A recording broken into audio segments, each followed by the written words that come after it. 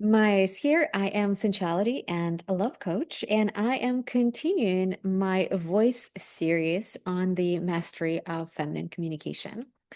Today, let's talk about pleasure. Why pleasure is our priority as women and how our pleasure actually impacts our communication. So our pleasure, it's a portal for us to center ourselves, for us to tap into our magnetism, creativity, um, fluidity, and actually be able to give more. Right? Our pleasure, it's the source of our nourishment. And as women, we were never designed to work 50 hours and then take care of a household and running around and not paying attention for ourselves and our bodies. And if you start tuning in into your body and feeling your body and noticing that, oh, that is so fascinating that there are days where I am low energy. So what does that mean? That means that I need to slow down. That means that I need to prioritize my rest. And you can do it in a simple way. Like you don't have to sit for hours, I don't know, and do nothing. Or it's not about going to a spa. It's also not about doing your nails. It's really, can I sit down, lean back, and just relax? Can I take 15 minutes to read a book?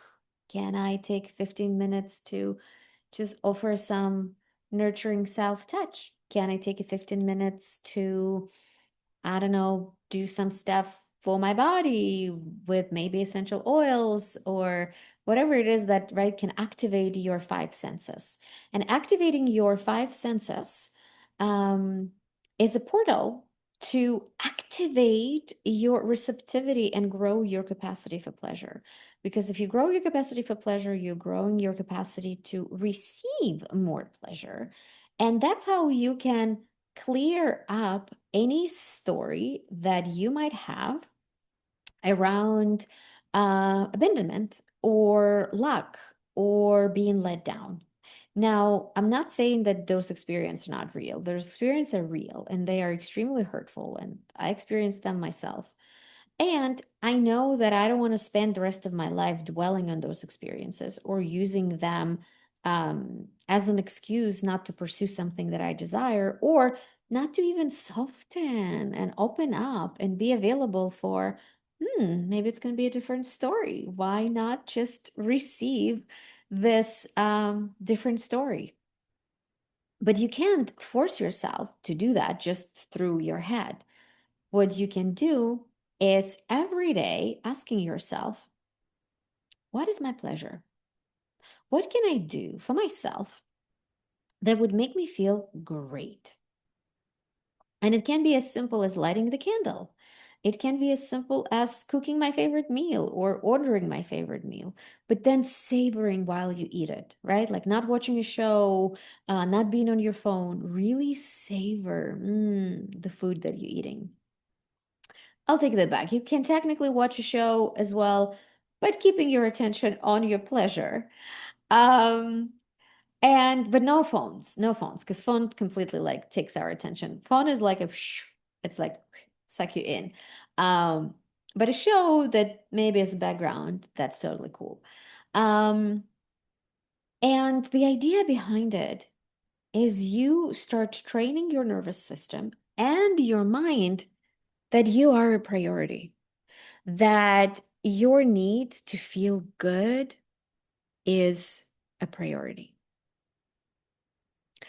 And you back it up, right? For example, sleep is incredibly important for women. We actually need 8+ hours of sleep.